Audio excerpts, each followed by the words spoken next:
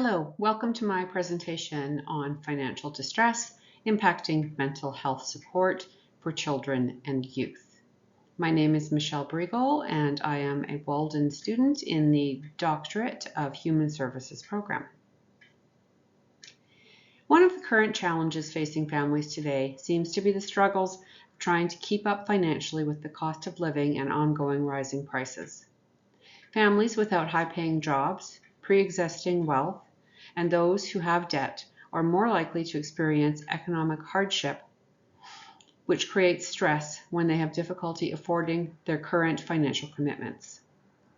The financial stress of families has created additional psychological distress for parents as they struggle to afford day-to-day expenses.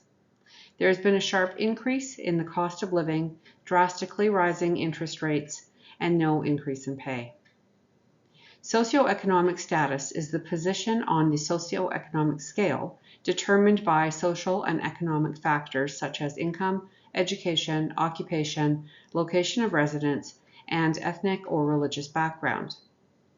Socioeconomic status is connected to inequities in privilege, power, control, and the ability to access resources. Low socioeconomic status and financial hardship are correlated with emotional and behavioral difficulties in families. Emotional and behavioral challenges can lead to mental health concerns, including mental illness. Mental illness includes a wide range of conditions caused by poor mental health that alter mood or thinking and are often associated with distress and impaired daily functioning. However, not all mental health concerns are mental illness. Some are distress, worries, anxieties, or milder symptoms that, with supports and services early on, can be mitigated by early intervention or mental health support. The effect of socioeconomic strain on a family might cause parents to be more distressed, resulting in more pressure on the family. The implications are possible increases in mental health needs for families, children, and youth as they continue to struggle with meeting basic day-to-day living needs. Children who grow up in low socioeconomic status tend to have more poor outcomes in health, mortality, and mental health.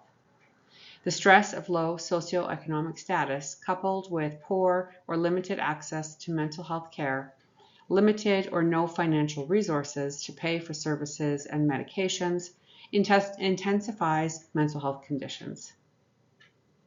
The higher levels of distress parents are in, the higher the rate of psychological distress the children are in.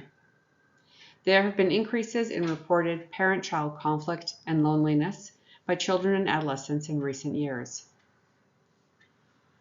The ability of children and adolescents to adjust and cope is limited when parents are distraught and unable to guide their children through distress. When there is financial hardship, families are not likely to be able to afford psychological or emotional support for their children if it's not covered by health care.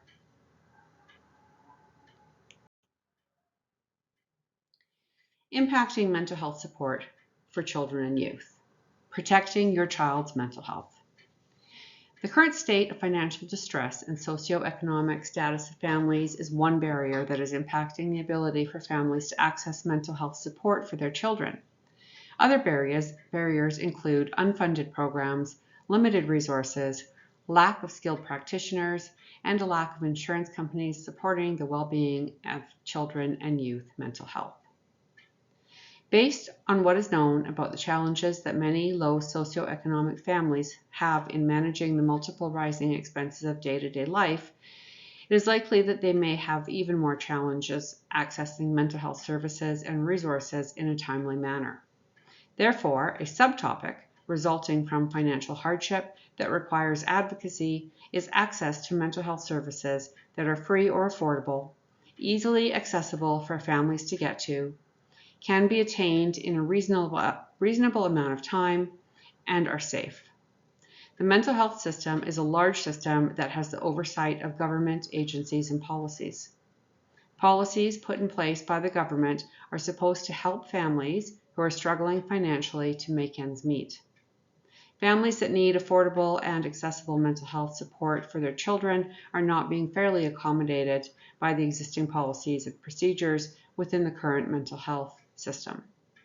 The National Policy for Child and Youth Mental Health is a national mental health framework that was developed by the Mental Health Commission of Canada in 2010 and is primarily an online consultation service that is optional for provinces. It is because of socioeconomic inequities, high cost of services, low number of mental health providers, and long wait lists that advocacy is justified for this topic. Child and youth mental health policy has numerous barriers. Policy is not mandatory, and it is under the supervision of the provincial governments. Funding is provided to provincial governments that have long wait lists and have limited sessions available.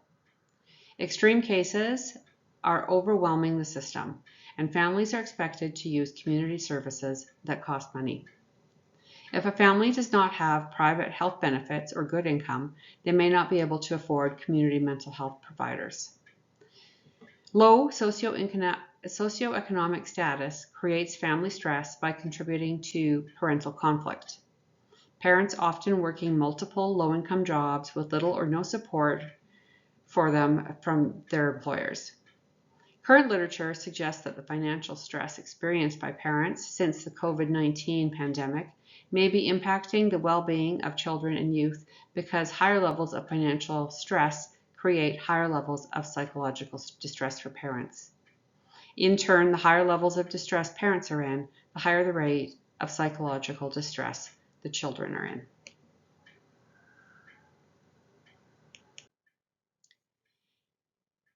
In creating an advocacy plan for this topic, I looked at what can be done within a realistic context, and that makes sense. So what I've put together here is a plan involving lobbying the Alberta government, letter writing to elected members of Legislative Assembly, making phone calls and meeting requests to meet with the MLAs, and educating and creating awareness. Child and youth care counselors have the knowledge, training, and skills to support the mental health, well-being needs of children and youth with mild to moderate mental health concerns. As well, child and youth care counselors can work with families to support mental health care through in-home family support and in private practice, providing they keep within the scope of psychosocial and psychoeducational support. Alberta will be getting a new provincial government soon, and advocacy with the new government will start with letters and phone calls to government officials in the areas of education, mental health, and children's services, requesting meetings to explain the mental health crisis that is presently occurring and the solutions for more qualified practitioners in child and youth care counselors. We will be asking for the government to proclaim licensing regulation for child and youth care counselors, allowing for families to access more practitioners. This is a feasible and ethical plan because it is common practice in how change is made when sectors of government and systems are involved. We will be lobbying the private benefit insurers associated in Canada to include child and youth care counselors as approved providers for families to access as well.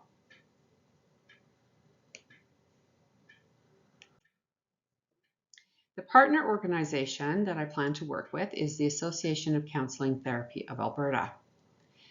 I've chosen this association because the Association of Counseling Therapy of Alberta, herein known as ACTA, is an organization that is advocating for the inclusion and regulation of child and youth care counselors as mental health service providers in Alberta.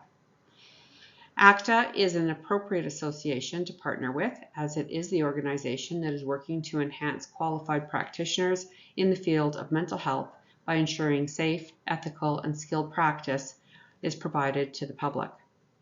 Collaborating and partnering with ACTA is feasible and ethical because child and youth care counselors already have a stream of practice within ACTA, and together will highlight the well-documented need for mental health services in Canada and demonstrate through documented practice, competencies, code of ethics, and standards of practice the knowledge and skill of child and youth care counselors. ACTA is working to enhance qualified practitioners through knowledge, training, a code of ethics, a scope of practice, and entry to practice competencies.